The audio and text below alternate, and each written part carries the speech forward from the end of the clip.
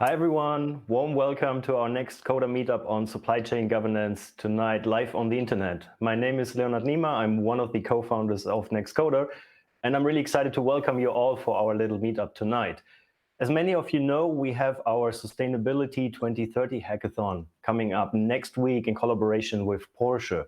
And for this, we have designed 3 meetups, which are basically our road to the Sustainability 2030 Hackathon. Many of you have joined last week. We had a meetup on social equality. Tonight, we're going to have a meetup on supply chain governance, the second big topic of our hackathon next week. And next week, Tuesday, we have another meetup on circular economy. With these meetups, we want to give you the chance to meet our ventures. Let me briefly tell you about the hackathon. On this day, together with Porsche, we're going to work with 6 ventures. Last week, we met Rady and Vostel, and tonight we're going to learn from Ulula and Prewave about their ventures, about their endeavors, and of course, about their challenges for the hackathon. With me is Antoine Uti. Antoine, you're the founder and CEO of Ulula. Hello from Munich to the south of France. Great to have you with us. Thank you, Leon. Hi, everyone. Thanks for tuning in.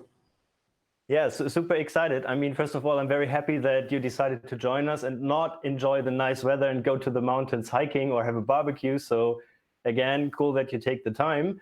I think the big topic tonight, supply chain governance. So let's really start and dive into the topic. When we think about global supply chains, how do they actually work? And I think what's also really interesting, how are they now affected in these times of COVID-19? Maybe that's the starting question for you. Great, yeah. So I think one must realize that, when you're looking at your phone, I mean, there's a number of components that go into it, and that may start from the depth of the Eastern Congo in Africa, and then is transformed multiple times with multiple parts coming from different parts of the world that will eventually get to your hands after having shipped to China and Sweden and so on and so forth. So the current supply chains are very complex and decentralized, and that means that they rely on a web of relationships of workers and suppliers working together with a just-in-time approach that I think has been put to a challenge with COVID-19. So today, I think when we think about the crisis that we are still going through, I think one of the key things that it's striking to us and at Ulula has been the human nature of these supply chains. I mean, of course, all the complexity that I mentioned has been facilitated by computers, by SAP, by many other softwares. But when a disease like COVID strikes, it has put close to 3 billion workers off working, off their workplaces, and the supply chains have, in many cases, grind to out for a number of products. And so that is, I think, a pretty striking. I don't think living in the 21st century, we would have expected such a global phenomenon to affect us at that scale and that magnitude. So to bring it, to make it very concrete for the viewers tonight, I mean, think about the meatpacking workers that I think you may have heard about in Germany, or I hear about in France or in the US, wherever you're from. Some of these jobs are pretty low paid. Very often, migrant workers are taking these jobs because nobody else wants them, and these workers are essentially very vulnerable. But if you don't protect them, then the disease spreads, the plant stops, and the meat supply chain is broken. And what happens after is you can go to your supermarket and you won't find meat on the shelves. If you're in the US and you want to go to Wendy's, you won't get a burger. But on the other end, if you are providing meatless burger, your stock is going to go very high, and you're going to see skyrocketing demand. So you can see how the butterfly effect plays out, from the depth of Congo to the burger that you may be looking to eat tonight or tomorrow. Yeah, I think what's really interesting there, on the one hand, we have these highly interconnected supply chains globally, as you said. Some of them are also highly automated, but what I can hear from you is a lot still, of course, depends on the human workers. And once they are affected, this can have like a disruption of supply chains globally, even in that automated world. And I think that food example or the supermarket example, I think is something, at least for us in Germany, probably for you in France, is kind of easy to grasp, because we've all seen it. When COVID-19 first hit, there was this impact on supermarkets and supply chains, right? So that was something that we were able to see. What I found really interesting is, first of all, how much we take this for granted, that it just works. Supermarket, yes, it's there, it works. Secondly, and maybe we shouldn't take it for granted, maybe it would be nice to hear your comment. And secondly, I think what's really interesting, how quickly, nevertheless, we were able to respond to get the supply chain fixed again. So how did you perceive this? Yeah, I agree with you that it's remarkable how resilient some of the supply chains have been and how they are adapting. I think what we also must realize is that they are only able to do that because you are bringing back workers to these plants, and there may be, and there is a human cost to keeping the food supply chain running. And so I think it's very important that we keep ourselves really cognizant of that. I mean, obviously that's the case when you think about health workers that are really protecting us, but the same is true in a different way when you're thinking about the people that may be serving your food and just helping you pay at the cash registry when you get to the supermarket. They are mundane heroes of our times as well, and I think it's important to recognize that and not just think that it's just happening because it's automated or anything. There are people that are really making it run. Yeah, totally. And maybe I think it will be a tricky question now to predict something, how the impact will be also in the next couple of months on supply chains. Do you think there will be even a stronger impact, or do you think now everyone had kind of time to find ways to react to this? Well, I think it's at first I think the crisis is just I think putting the nail on a much deeper problems of the supply chain. I think the fact that you have such inequities in the supply chain, such vulnerabilities from migrant workers, whether they're in Germany, France, or in Malaysia or elsewhere, I think that was there before. And what you see is when a problem like COVID-19 hits, then there's nothing left for them. There's no protection, etc. So I think we're already seeing that it's triggering a rethinking of how workers are treated in supply chains and how companies are appraising the risks that they face when it comes to their workers, and how can they better protect them so that they are helping their business continue to operate, and they obviously are having a very positive human impact as well. So that's also where you come in then with Ulula and with your solution. So I think it would be good now for us and for the people out there to better understand what you do, because this is kind of the core focus. Maybe before you do this, one quick thing, spoiler, it's about surveys and asking people. So just for everyone on the internet, on the right-hand side in your browser, you see Slido. You can put in your questions for Antoine and also later for our second speaker, for Harald. So just make sure, put in all the questions. I'll try to integrate them as good as possible where it makes sense. And also there we will have 2-3 polls coming. So Antoine, that's just something I wanted to share with the audience. But now tell us a little bit more about what you do at Ulula. Yeah, so just going on with the example of the meat supply chain and the vulnerable workers. So think about these meatpacking workers, and what we're doing now in the COVID-19 is helping them respond to surveys anonymously so that we can make sure whether they are given masks, sanitizers, whether social distancing is being enforced, and proper information is given to these workers. We can do that through any type of mobile phone. So if you speak Turkish or Syrian or any other language, we use chatbots to automate the engagement with the workers. And we can do that whether you have an old Nokia phone from the 2000s or the latest Android or iOS device in your hand. So that enables really good access and anonymous interactions between an employer or other organizations and the workers in the supply chain. So that's in the context of COVID, but we've been around for 6 years, and we work in about 25 countries in variety of supply chains. So Obviously, in 2013, many of you may remember the Rana Plaza collapse that has pushed the textile and apparel industry to a wake-up call and to really think about how are we really going to get more transparent about what is really going on in our supply chains. And so we've been working with some textile brands, including some German ones, to help create more transparency by enabling that anonymous feedback and more direct feedback from workers so that you really know what's going on. Or in the, I think, closer to the automotive sector, which is, I think, one of the focus of the upcoming hackathon, is we've been working in Eastern Congo, where a number of key minerals that go into electronics and automotive industries are extracted, to understand what is the landscape of human rights violations and how can we use our system to empower organizations on the ground to identify these issues and help mitigate them through their grassroots efforts. And so we share the data back with the companies so that they are fully on top of what's going on in the supply chains. And we also empower grassroots organizations to take action with the support of, obviously, of the brands when that is possible.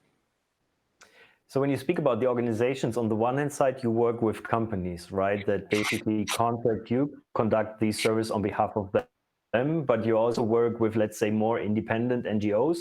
What's the strategic position? What's your focus? Is it more on the companies, work together with them, or more on other international organizations? No, we're really focused on empowering, businesses be a force of good in the supply chains. I think the companies are playing a catalytic role in achieving the SDGs. Getting rid of forced labor is a key goal. It's 8.7 if you're really into that. So, and they have the resources and the responsibility as well to really take action and make sure that the modes of productions are consistent with a sustainable society. And so we work with them because a lot of them are truly, not just interested, but they are putting the resources behind a cleaner supply chain, a supply chain that treats their workers better, and they are seeing the benefits of that, because it's not just about a moral case, it's a business case for them, where if you treat your worker better, you're going to have more retention, you're going to have less absenteeism, and you're going to have a healthy workforce that's more productive. And it's many companies are competing for workers at this point. So it's very important for them to, really translate these commitments into concrete action, and that's where we can play a role. Okay, I think there's a good follow-up question coming in online on Slido. It's going in that same direction. Are you only aimed at companies to make sure that their supply chain is more transparent? Or, as you said, it's kind of information for them? Or also, do you inform consumers and focus on consumer information as well? So we have started some collaborations with other tech companies that are, especially in the blockchain space, that are interested in disclosing pushing back the information that we have to consumers, to understand whether, if you're eating in a restaurant, whether the kitchen staff may be treated properly, or etc. But so far, it's been a limited effort. I think we engage with NGOs, with governments, with many other third-party actors, but we have been less focused on the consumer side so far. And the way I think we're approaching it is, we're not trying to reinvent the wheel. I'm not trying to create another label about worker and labor performance, because I think there's just too many of them. At least that's our position. What we're trying to do is to make sure that when you're buying a product, if you're buying fair trade or something else, you have more confidence that what it covers is backed by good data, robust data that's based from the perspective of the workers who are producing these goods.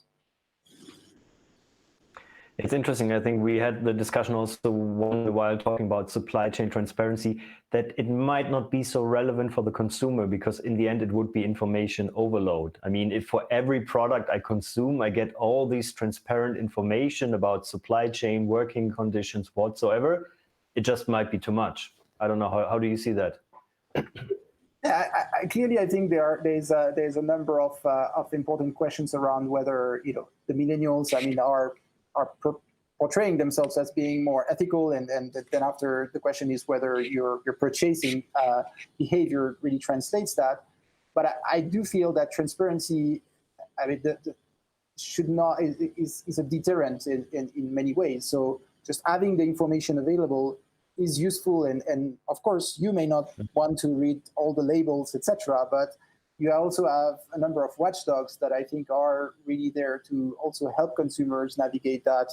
You have a number of applications, and so I wouldn't dismiss the risk of having that information available. I think you want to make it more usable and friendly, etc.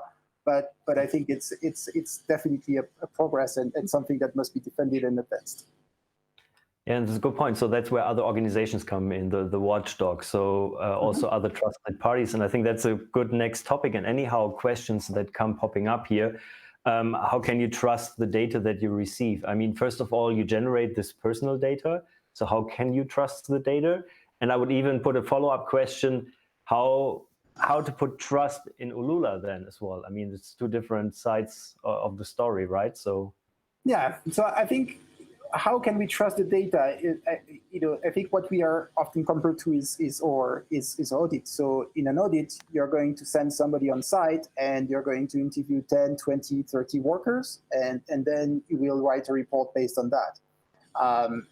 With Ulula, you have the ability to reach hundreds of thousands of workers and to do that on multiple times. So your sample is much larger and as a result is more robust.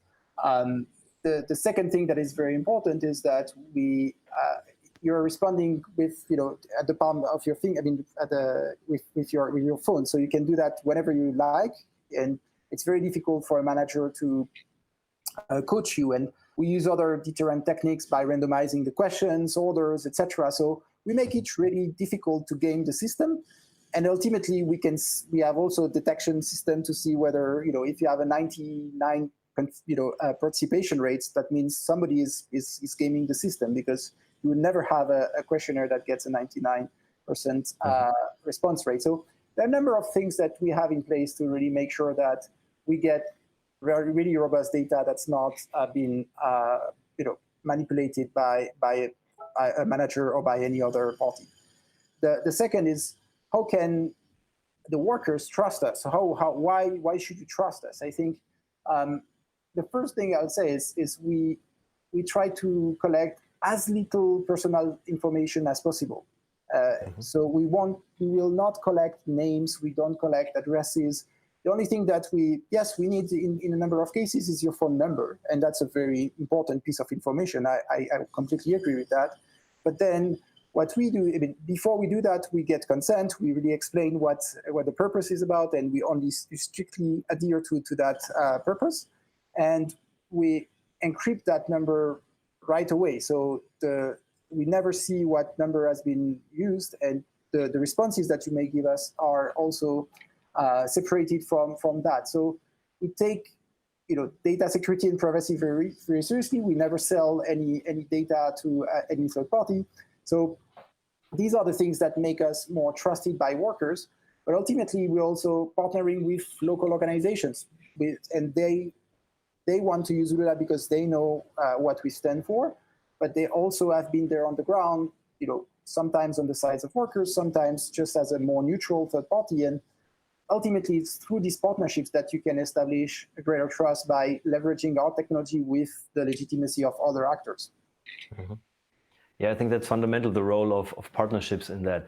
I think one thing still I would like to come back, and that's also a question that came in talking back about the customer again. And I know this might be confidential information now, so you don't need to answer right away, but I think it's a good question to further clarify.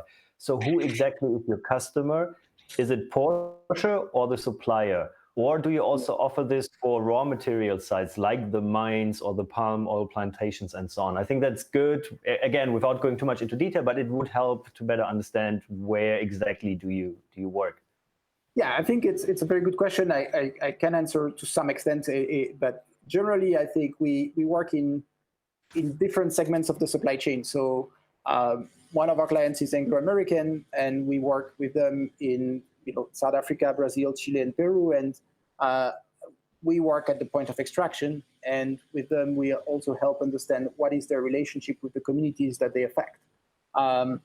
In other sectors in the textile and apparel. We've worked with a textile brand like Aileen Fisher, which is really strong on its sustainability practice, and working to understand what's going on in the factory. So our client in this case is the brand rather than the supplier. And I would say in the food supply chains where we have worked at different, both at the buyer side and as well as further down in the supply chains. We've been working with the Roundtable on Sustainable Palm Oil, which regulates the palm oil sector, at least is a third party that helps create a standard, as well as companies like Cargill and Wilmar on their plantations. So because we can really go to the last mile with our technology, we can really reach the workers that are in Congo, in Malaysia, in Indonesia on the plantations. And we can go to factories in China as well, where obviously the technology is much more sophisticated, and we mostly run things through smartphones, and it's a different technology deployment. But the point is really to be able to go deep in the supply chains, because the further down you go, I would say the more challenges you will find in terms of the human rights and labor records, obviously. That's where you will then create sensitive data, right, in the end, because you will show some friction as well, I can guess. You will. I think it gets. You get very serious cases. I think what the work that we do in Eastern Congo is definitely revealing a number of very disturbing cases of human rights violations, etc. But I think what it shows as well is the complexity of the problem, because in that case, it's not that you have a single employer that is responsible for that. It's a systemic problem. And so it's not that you can pin it down on one, electronics company, automotive company. It's once you have that data, and how do you work and collaborate with a group of companies and other actors on the ground, NGOs and governments to really change the situation. So it's by no means we think we have all the solutions, but we can help really measure where the problems are and measure progress and what works, and really do that by giving a voice to the people that are at the center of it. And as you said, I think it might also be a systemic thing that differs from industry to industry. You mentioned a few, like food, of course, textile, automotive, electronics.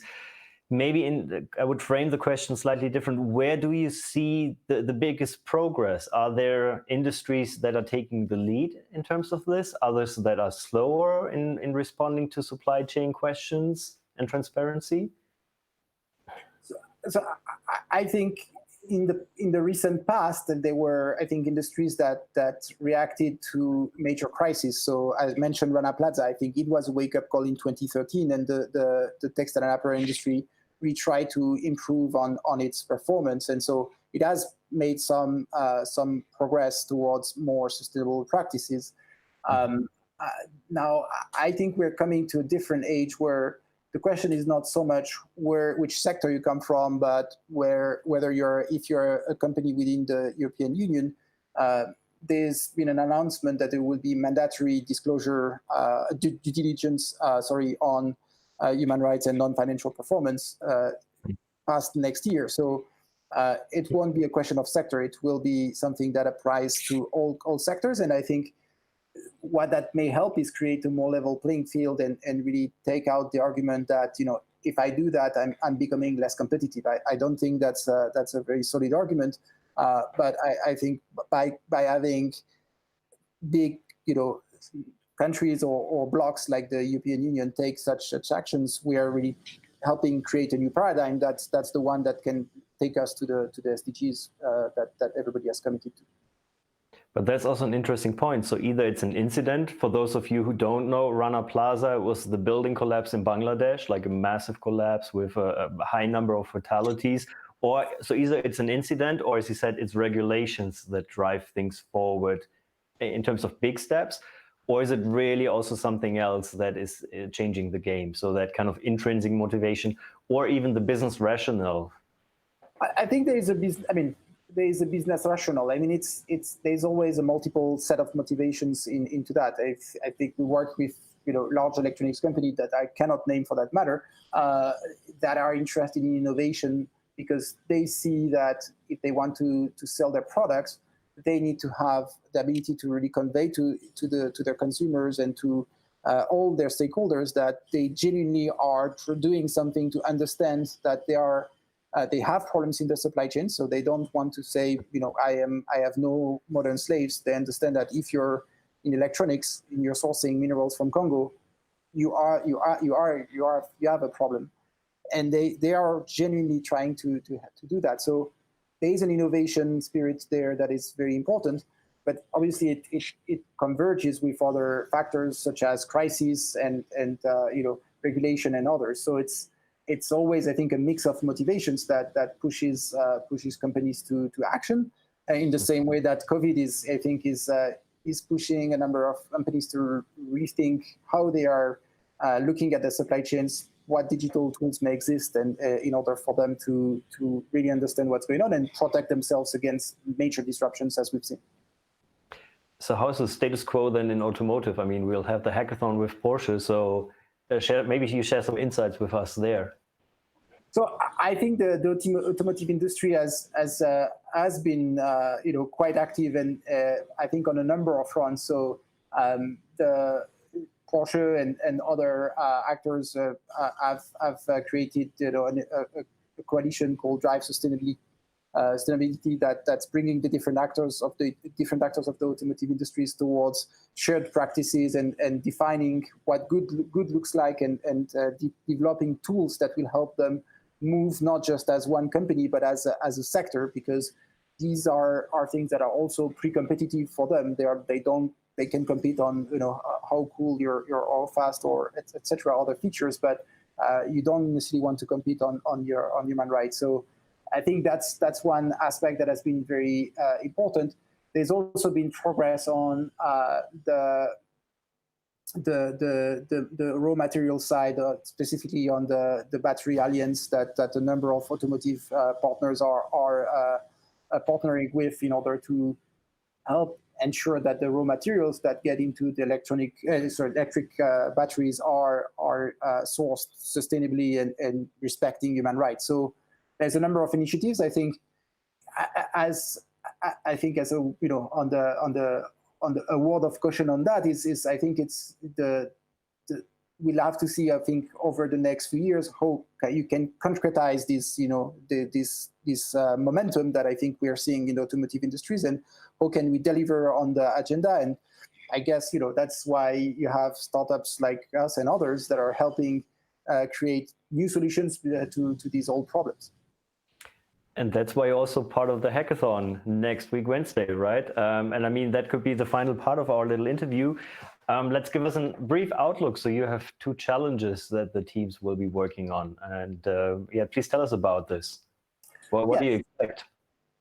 So I think we're really excited to collaborate with the talent that a company like Porsche has, I mean, both from the tech and non-tech perspective, to help us think through 2 things that are really we're grappling with and that are on our very immediate roadmap, both from a business and product perspective. One is that we have been scaling up our solutions to many countries, especially around a whistleblower and grievance in a number of countries. But if you are in Munich or Leipzig or another city and you have to respond to you're receiving a complaint that is in Mandarin or in Korean, you're not expecting necessarily to know all these languages. And so we want to enable more automation around the translations and embedding of that experience within our platform, so that we can deliver more effective responses. And we've been working on that and for a couple of months. So we're in the last stretch, but we really feel that we can get more advice from very experienced designers and get that to the finish line with the hackathon.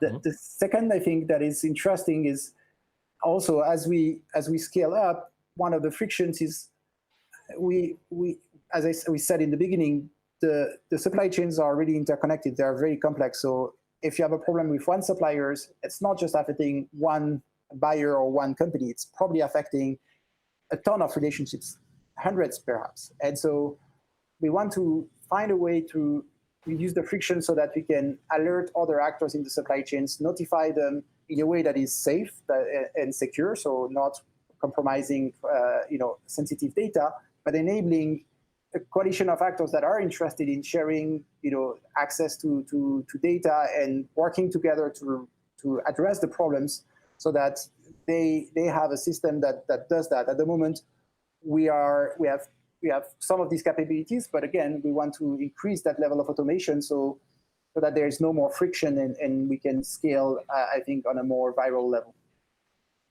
And yeah, I think it's a good point also with the coalition of actors. So first of all, very excited to have you there next week for the hackathon. I'm curious to see what the teams will come up with and how much they will take you to the next level. When we talk about the coalition of actors, I think this is also where our next interview candidate will get into the game. I'm sure Harald Nitschinger, he's already warming up now backstage in Austria. So Antoine, here I would like to say big thanks to you for joining us for our meetup session. It was really nice talking with you, sharing all the insights and your expertise. And I'll see you next week. Maybe last thing, do you have any question for Harald that we should take into the next interview? Yes, I mean, one thing that would be great to hear about is Harald is hi. Yes, I mean, in a sense, Ulula collects data from the ground up, and as I understand, Prewave is really focusing on the big data, play. And so I'd say, I'd be interested to hear your perspective on how can we create value from mashing, small data from workers' perspective with the big data that you may be seeing from the Prewave's approach. Cool. I think not only a good question, but also my kind of introduction. Antoine, thanks again. Have a good evening. You'll still keep watching us on the live stream. Also ask some questions there. And also for everybody now on the live stream, make sure you ask some questions to Harald. And with this, Harald, welcome on board. Hi, Leo. Welcome. Good to have you. Good to have you here. And I think that was already perfect introduction from Antoine. I mean, we now learned about Ulula, their approach of, let's say, generating private data. Without telling too much about what you do, but you work in the field of public data, and maybe that would be a good starting point. I can imagine, and I think most of us know, there's so much data out there. So maybe as a beginning, you take us into that world of public information and public data. What's happening out there? Yeah, for sure. So yes, as you said, we are all about public data. We are all about social media data, news media data, publicly available information, and making that useful for our clients. Yeah? Just to give you some ballpark numbers, 500 million tweets are produced each day. The social media penetration rates are above 50% almost anywhere in the world. And that just means that there's a huge amount of vast amounts of data out there that can be leveraged for all sorts of things. And yeah, we at Prewave decided to leverage those to make issues and risks that are happening in supply chains more transparent. And this could be things like demonstrations at suppliers, workers demonstrating, workers striking. This could be things like lawsuits, very, very bland and maybe not that exciting stuff, but things like lawsuits, accidents that are happening, that are being reported about, not just in social media, but in news media in general. Could be a villager that is living next to a factory complaining about pollution of that factory. That information is out there, and it's out there in 50 plus languages, in Indonesian and in Chinese and in Spanish. And yeah, we are leveraging that kind of information on Prewave. And I think that's good. And maybe just to emphasize on this, you just gave one number for tweets out there. And you just highlight the social media data that is generated, and that has grown exponentially over the last couple of years, right? So all new platforms that are emerging out there, more and more social media data will be generated. Don't you feel that at some point in time with all these data, we have that information overload? Like, how do you really make sense of all this data then? Absolutely. That's like the question, right? We are working with companies that have oftentimes tens of thousands of suppliers all around the world. There's no way of manually keeping track of what's going on at all of those suppliers all around the world. It's simply impossible. You would need to employ an army of interns, that is a multilingual army, I guess, because they need to speak Chinese and so on. And that's where sort of our approach comes in, of using machine learning, of using AI to somehow filter that down into manageable snippets of information. And then sort of just to give you like an idea, what does a Prewave user see? As a Prewave user, you log in, you can search for your suppliers, could be a Magna, could be a Glencore, whatever it is. You follow that supplier, and then you receive risk alerts, like labor strike happening, or an accident that happened, or a lawsuit that happened. And this is really all you get. Yeah, you get an alert. Mm-hmm. Behind that alert, there might be dozens of YouTube videos and dozens of tweets and dozens of Facebook posts and dozens of news media posts. But we were able to identify that that is a relevant incident, and that there's dozens of sources behind that, and we are breaking that down and delivering that for you in a manageable way. Yeah. Okay, that's interesting. Maybe just to have that comparison with Ulula again. I mean, they also they generate data, so it's newly generated data by surveys directly asking people. You take data that has been generated for other purposes and extract information out of that. Exactly. Right? We take what's already there. Yeah? We are sort of making it a little bit easier on ourselves, I guess, with regard to the data collection. We just use what's already there. But yeah, then comes the difficult part, right? Then you have to make sense of that. So how do you make sense of that? Yeah, so that's just like maybe give you an example. Yeah, I suppose all of the Porsche listeners here, and then maybe the ones that are aware of automotive supply chains, will know companies like Codelco, American Platinum, Glencore. When we are monitoring such a company, and there's a lot of media volume on those types of companies, they produce a lot of echo in the media. Yeah, so over a period of a month, 2 months, you would receive tens of thousands of messages that somehow mention that kind of company, like a Glencore. Yeah? Mm-hmm. So if we transmit all of that to our clients, it's a complete overload. Yeah? And that's where the machine learning comes in, because we have trained our machine learning models to be able to understand the context of the semantical context of a given text information. Mm-hmm. So is somebody writing, my car is striking, or my wash machine is striking? Is he writing about the baseball strike, the air strike, or the labor strike? Yeah, and that kind of semantical differentiation that is completely effortless for a human brain is basically impossible for a stupid algorithm. Yeah, so you need to train it with hundreds and thousands of examples, and then the machine begins to be able to also differentiate those contexts. And that's how we can break down a stream of tens of thousands of messages per month on a company like a Glencore or a Codelco to a couple of dozen relevant incidents. Yeah? And what also is part of that processing is what we call clustering. So whenever you have an incident at a company, like a labor strike, a lawsuit, an accident, there will be dozens of posts on that same topic, basically duplicates of each other, all talking about the same thing. You might have news media posts, blog articles, YouTube videos, tweets. We are able to group all of that together, and out of that cluster, we are able to extract then valid and relevant information, like what's happening, where is it happening, how many people are affected, and so on. Yeah. I think what's really interesting is, because for most people now, AI and machine learning are the big topics out there, but let's be honest, for most of us, it feels like a black box. Something is going in, will be processed, and something else comes out as an outcome, right? As you've just highlighted with the examples with the strike, I think that makes it really tangible. The system needs to be trained with a lot of data in order to semantically understand this. Now with COVID-19, what we see, a black swan event. A black swan event means this is something that is highly improbable, like completely new, not foreseen. We don't have data on history and so ever. How do you deal with an event like this, with a happening like this, if there is no, let's say, sense making for it? Like, how does a machine handle this? Yeah. In that case, we really, and this is like the real world example, we had to expand our algorithms. We had to set up a new risk category that we internally called coronavirus risks, that is now looking for and able to understand, again, based on training data, things like employee infections, shutdowns, regional quarantines, and then all of that those incidents that all of us were mostly aware of in the last couple of weeks.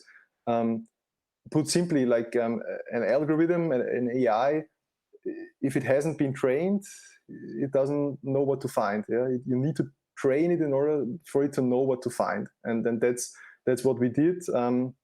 And yeah, that is what we did also coming out of the university context. So we came out of university research, and we started off with labor strikes in Indonesian, and right now we are covering more than 60 categories in more than 50 languages. So basically multiplying that coverage out, and coronavirus was just another addition on that matrix of risks and languages. Yeah. It was interesting when you mentioned the training. I think that's interesting to understand where the human-machine interface still is and how they both work together. So on the one hand side, it's for the training. This is where you need humans as well for new happenings, new events, but also on the evaluation of results. And I think on your website, you had that one press article of the first COVID-19 case in Germany. I mean, at that point in time, when such a news comes out, even for a human, it's hard to make sense of it, whether that's a massive risk or not. So how much is the human involved into that interplay with machine learning and AI? Yeah, the human is in the loop. Yeah, there's no such thing as a 100% self-sustaining AI yet, and I think for quite a long time, yeah, hopefully. Yeah, the human is in the loop when training the AI, when preparing the training data, basically telling the algorithm what is relevant or not, and not just once, but 1,000 times until the machine can do the 1,001st example by itself. Yeah. But the human is also in the loop, in our particular case, during the ongoing processing. Yeah? So whenever we are producing an alert, that does not reach a sufficient confidence, yeah? Because there might only be 3 tweets involved where the content is not as reliable. Yeah? Then there's still a human in the loop validating that information, and if the human rejects it, this is information that is fed back into the loop, consistently retraining and improving the whole system continuously. Yeah? And that's how those improvement cycles, that's how they work. Yeah. I think it's really, really interesting. And there are 2-3 questions that I would like to pick up from the audience here. And it's all about fake news. There's a lot of data and news out there that are likely to be considered as fake news. How do you make sure that you actually take real data? How do you evaluate the data? And how do you make sure that you can differentiate fake news from other reliable data? Yeah, I think the first, there's lots of steps involved here. But I think the first thing we need to understand is that the types of incidents we're dealing with here are very micro level incidents. This is a lawsuit at some supplier, that this is a labor strike at some seaport. In a global context, this is a very small scale incident, and the fake news that we are all aware of, they are usually in the realm of large elections. Is it going to be Donald Trump or Joe Biden? Yeah, and then you have the Russian bots involved trying to sway the election one way or the other. Yeah? Of course, we are not ruling out that fake news cannot, over time, also come into systems such as ours. Yeah, when a competitor tries to target and seed certain information, and then fake news in that way, absolutely. And that's why we take an approach of, as I said before, clustering various sources together, and out of that cluster of diverse sources, we can then understand that this is a piece of reliable information. If we were to create alerts just based on a single tweet of 140 or 280 characters, then we would be very prone to fake news. But since we are relying on always a group of sources, and having different sources with news media, blogs, videos, and social media, all in one of a cluster or behind a Prewave alert, gives us a certain confidence and validity. And as I said, if the confidence is not there, then there's a human in the loop trying to check the information. And then there is the last, let's say, 0.1% of things that is simply difficult to check. Yeah? So we are operating based on public information. Yeah.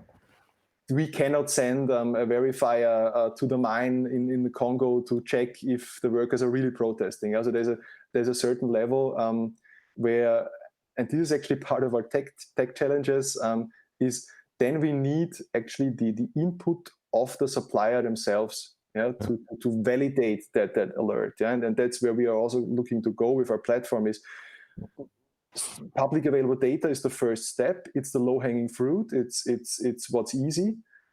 But eventually, our approach leads us to the fact that a supplier should proactively enter risks into a system where a Porsche is looking to be aware of supply chain risks.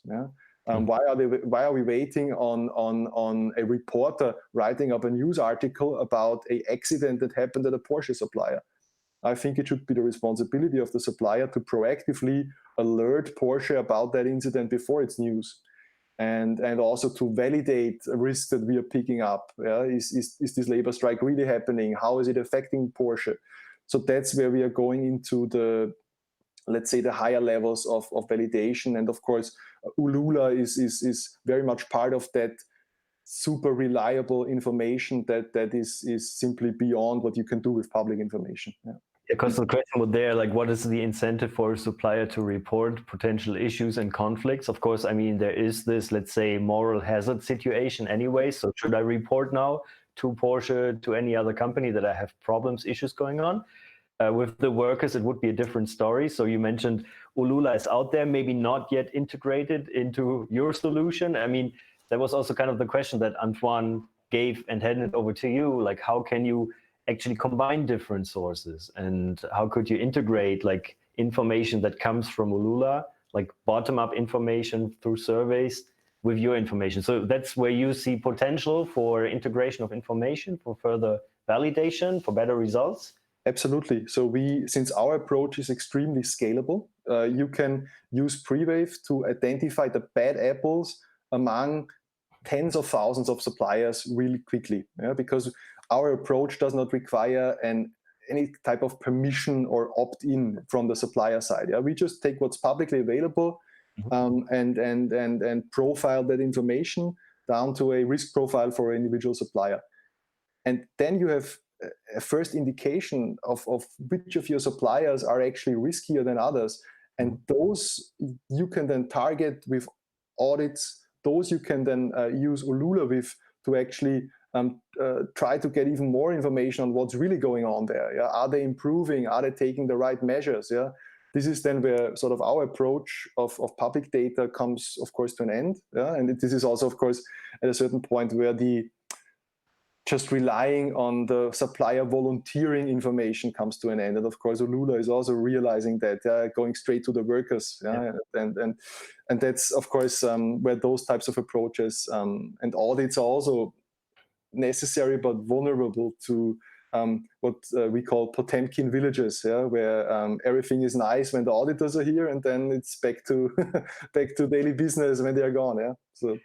Yeah, totally. And I was just thinking, I mean, also when we discussed prior to this call, there's even more sources of data that could be integrated. I mean, the supplier themselves, you mentioned they could do proactive reporting, but they generate tons of data anyways in their systems, whether that's about input material flow, about output, working hours, whatsoever. I mean, there's this tremendous amount of proprietary information, probably hard to get into because it's very sensitive data. Maybe you tell us a little bit about your experience. I was just thinking, we've been discussing about GPS data, weather data, satellite data, air quality data. That's all kind of parts of a puzzle that helps you probably to further refine risk assessments, right? And to further analyze supply chains. Any approaches in this direction on your end? Any plans to go in this direction? Absolutely. So, I mean, we are not married to social media data in any way. This was just like, as I said, the low-hanging fruit. And right now, Prewave is operating on text data in more than 50 languages that is publicly available. But why not use video information? Why not use audio information? Why not use satellite imagery? That is, of course, at this point quite expensive, but there might be use cases where that kind of information can be uniquely leveraged. And as you said, and then the other huge bucket is the bucket of internal data, yeah? Because at Prewave, we are primarily dealing with external information, external data, but the internal data of a supplier not being able to produce or to fulfill orders based on internal problems, yeah, that is clearly visible in the ERP data and then IoT data. Yeah? That is, of course, another realm. Yeah, but we need to build this house one floor at a time. Yeah, and we are at the ground floor right now, and maybe the next floor is the supplier volunteer information of them saying, hey, maybe I send Porsche the heads up before it's news, yeah, because that makes me a better supplier.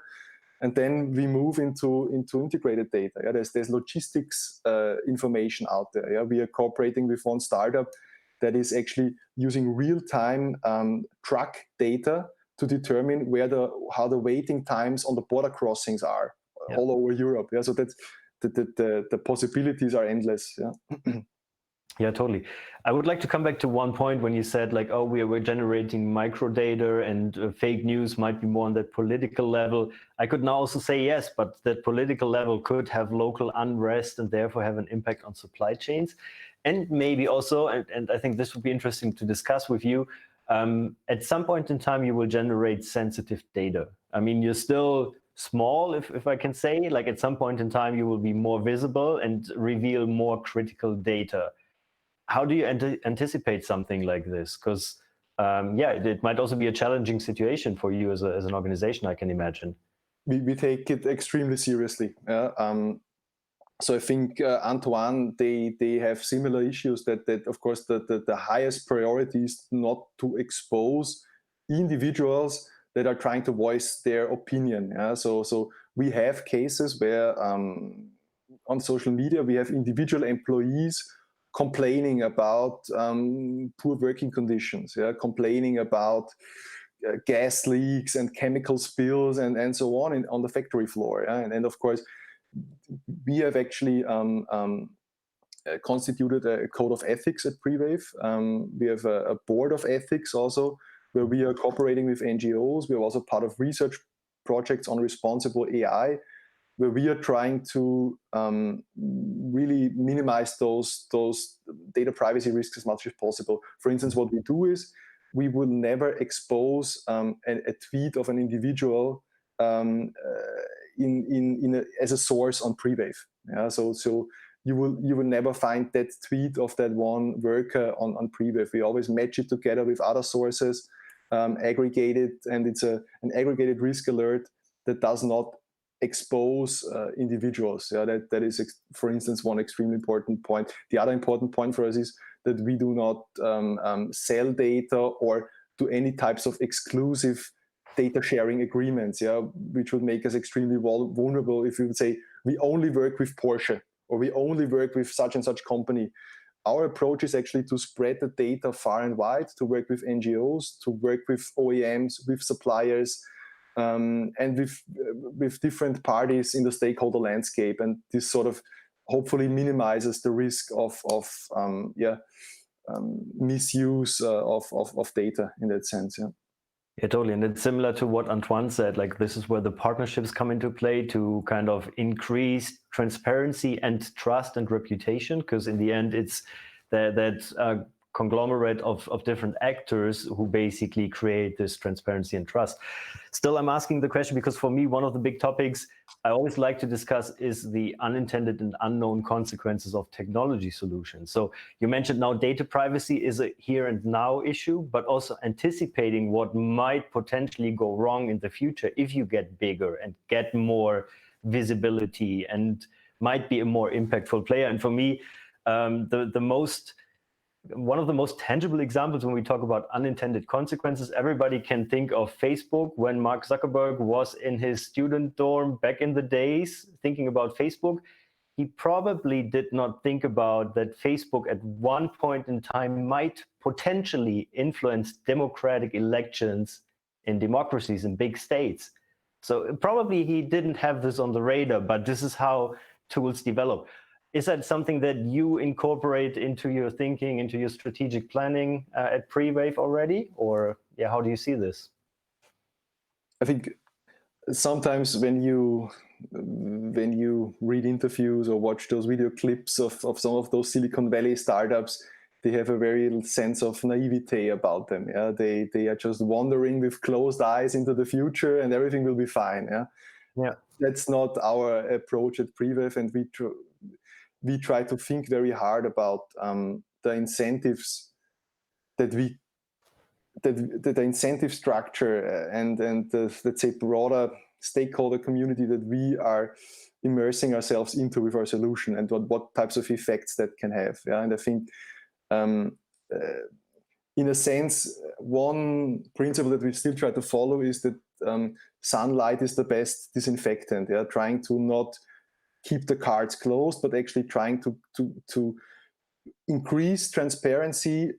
Again, we are already working on public information, so we're not at Prewave, we are not really producing any new information. We oftentimes say we are making things that are locally, at a very local level, known, but that are globally unknown.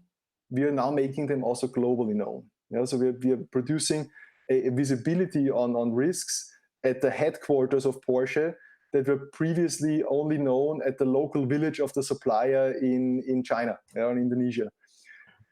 And yes, what are the unintended consequences of taking away the blanket and then bringing new transparency? They will be there, but rest assured we take them seriously. Our mission at Prewave is to make supply chains more transparent and resilient and sustainable. And that is what leads us, and that is all what drives our decisions. Yeah. Interesting. I mean, when you mention this now, so you report a risk about a specific area to a supplier, this could potentially lead to a situation where the supplier would just move away from the situation and worsen conditions on site, right? This would be somehow an unintended consequence. And I think that's just something to keep in the DNA of the company, to reflect on this, what I'm actually creating in terms of impact. Maybe for a company, then it's a positive impact because you got them out of a conflict zone. The conflict zone, you might have made things even more complicated, right? So that's something, I think your code of ethics that's also on the website, I think that's interesting. Is a really good starting point there to really show this is part of your DNA and your thinking. Also for you, I mean, now looking forward into the future, how do we avoid all these unintended consequences, unknown consequences? How do you create an even greater tech product? That's where the hackathon comes into play. So also the question for you is what are your challenges that the teams will be working on next week, Wednesday on May 27th? Yeah. So I mean, to sum it up, at Prewave, and I think this works perfectly with what we talked so far, is we at Prewave are great at producing alerts, alerting our customers, which in this case would be Porsche, about risks happening in their supply chain.